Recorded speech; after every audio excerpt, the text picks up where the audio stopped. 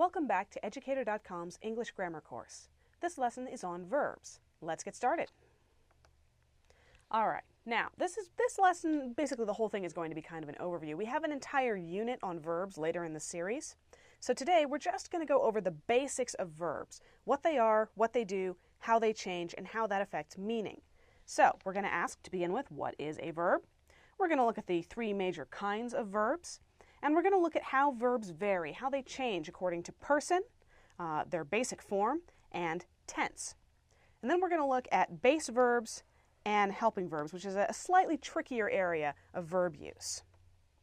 All right, what is a verb? Well, the English word verb comes from the Latin word verbum, which means word. So a verb is a word. This is actually kind of indicative of the way English speakers think about verbs, because verbs express an action or a state of being, and every complete sentence needs to have one. You can have a sentence in English that is exactly one word long, like stop, and that one word will be a verb. If you don't have a verb in your sentence, you don't have a sentence. So, in a lot of ways, they are the most essential part of the English language, which so it's really no surprise that we get them from the word for word, because they're the words you really need. Now, the form of a verb may vary according to person and tense, among other factors that we'll get into. All right, there are three major kinds of verbs. There are action verbs, which describe an action, like run, or speak, or cook, or think. Then you have linking verbs. Linking verbs connect nouns or pronouns with complements, other nouns or adjectives or adverbs.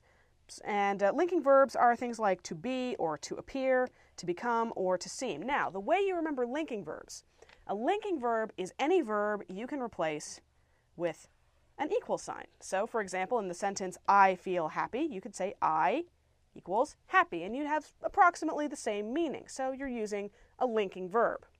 Then you have helping verbs. These are usually forms of to be or to have that help other verbs to form special tenses. Linking verbs always show up with another verb right next to it to form tenses, and we'll get to tenses in a minute. So, for action verbs, we have a sentence like, I run down the road. Run is an action verb. It's something you do. Very simple. For a linking verb, we have, I feel happy. Feel is our equal sign verb. And for helping verbs, you have, I have been waiting for you. Now, waiting is an action verb. It's something you do. But have been is a helping verb that helps to form a new tense out of waiting. We'll get to tenses. All right. How verbs vary. We're going to start with person. Now, verbs vary according to the person that's performing the action and the number of people performing the action. So, first person singular is I and me. The way you remember this is if you are the last person on earth, you can say I am lonely. First person singular, I. First person plural, of course, would be we and us. Now, second person singular and plural are both you. So if there's a second person on earth, you can say, you are not alone, because I'm here. Third person singular is he, she, it. And third person plural is they. Now, the way you remember third person is if there's you left on earth, if the speaker is left on earth, the person you're talking to is left on earth, then you can say I and you. And if there's a third person, then you can say he, she, it, they, and be talking about them behind their back. That's how you get third person. Now, what does this have to do with verbs? Well, all these pronouns, first, second, and third person, affect the form of the verb. Depending on whether it's the first person, the second person, or the third person doing something, the form of the verb changes. As I say, it's not just for pronouns. So, let's look at an example. I am excited, but we are confused. Notice here that we went from first person singular to first person plural, and it changed. You are in the wrong line. That could be either singular or plural. He is over there, third person. Sarah is happy, third person again. And the Hawaiian Islands are far away, third person plural in that case. All right, let's look at how this affects an action verb. I walk to school. You walk to school. He walks home. Notice how that S got added in there. She walks through the park, but we go to plural with they, and it becomes they walk along the beach, and the S goes away. So the form of the verb changes according to the person performing the action. All right, let's take a minute and go over the basic verb forms. These are the ones that are used to form just about everything you can possibly do with a verb. The base form of a verb is the first person singular present tense. It's I do something. You add to this form to create the infinitive. So, I answer the phone. I, right now, at this point in time, I, by myself, answer the phone. So, answer is the base form of the verb to answer. Now, the infinitive, which is the to form, that's basically what we use to describe the abstract concept of a verb, the Platonic ideal. All you really need to know, though, is if you're going to form the infinitive, take the base form and stick to on the front. I knock on the door, infinitive to knock. I practice the piano, infinitive to practice. I cry, infinitive to cry. Pretty simple, right? All right, now we have the present participle form. This is the base form with ing added on the end. One quick word, if the verb ends with a vowel like E, you generally take the silent E off and put the ing on. So, answering the phone, you just stuck ing on the end of the base form. Knocking on the door. Practicing the piano. Notice that practice ends with E, so we take the E off because it's silent and we put ing on there. And crying. Very simple. All right, now we come to the past participle form, which is slightly more complicated, but not too much. For a regular past participle form verb, you use the base form with ed added. So, I answered the phone or I knocked on the door. Now, if you have a regular verb ending in E, you just add D. So, I practiced the piano. See, that E is back and we've got a D there now. And for a regular verb ending in Y, you remove the Y and add IED. So, the Y in cry goes away and it becomes cried. Okay, now we're going to look at tense. Tense is one of the biggest ways that verbs change. Tense comes from the Latin tempus, which means time. So, tense indicates the time in which an action was performed. Also, the degree to which it was completed. We'll get to that in a minute. Now, there are a few major tenses. We have simple past tense, simple present tense, simple future tense, the perfect tenses, and the progressive tenses. Let's look at those in detail. Simple tenses. He waited all day. I wait for the bus every morning. My dog will wait by the door until I come home. Now, this is the same base verb, wait, to wait, but the time in which the action takes place is changing. He waited all day. That happened in the past. That's the simple past tense. It's also the past participle form of the verb. I wait for the bus every morning. That's the simple present tense, and it uses just the base form. My dog will wait by the door until I come home. That's the future tense, and it uses the helping verb will to form the future tense will wait.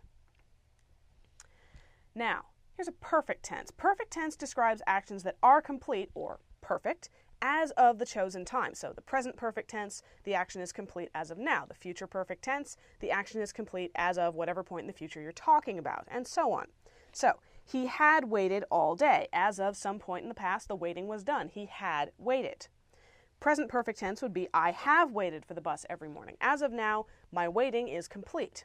My dog will have waited by the door until I come home. When I come home tonight, in the future, the dog's waiting will be complete, will be perfect.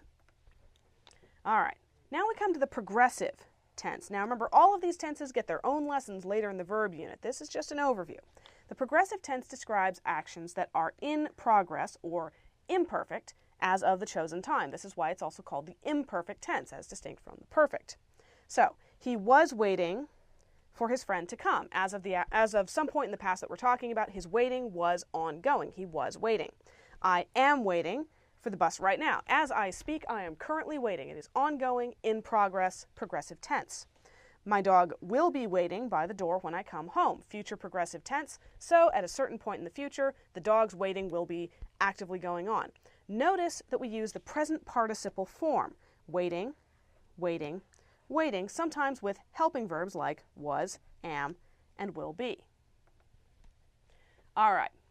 Now that we've done a pretty basic overview of verbs and how they vary, let's see if you can find the verbs in this passage and figure out what kind we're dealing with.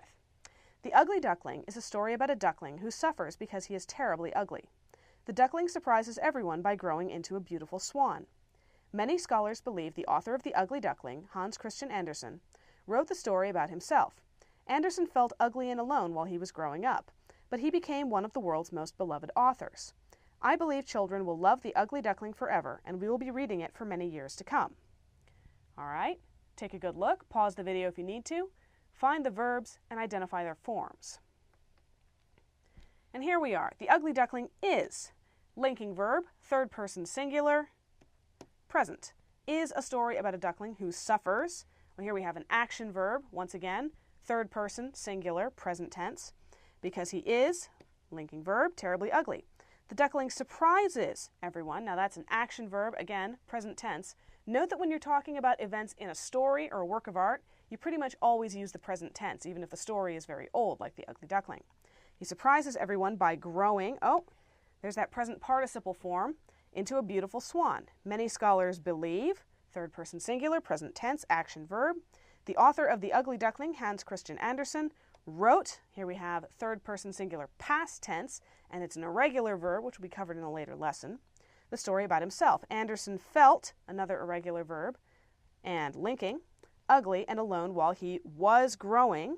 Okay, here we have the helping verb was and the action verb grow in its present participle form, growing.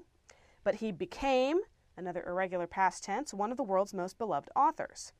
Notice that beloved, even though love is a verb and beloved implies that he received love, it's not actually a verb here because it's modifying authors. So it's acting like an adjective. You've got to watch out for things like that. I believe children will love, there's a future tense, The Ugly Duckling forever, and we will be reading, future progressive, it, for many years to come. So there's your basic overview of verbs. If you'd like to explore them in more detail, check out Unit 2 in the syllabus. And that takes care of this lesson. Thank you for watching. Educator.com.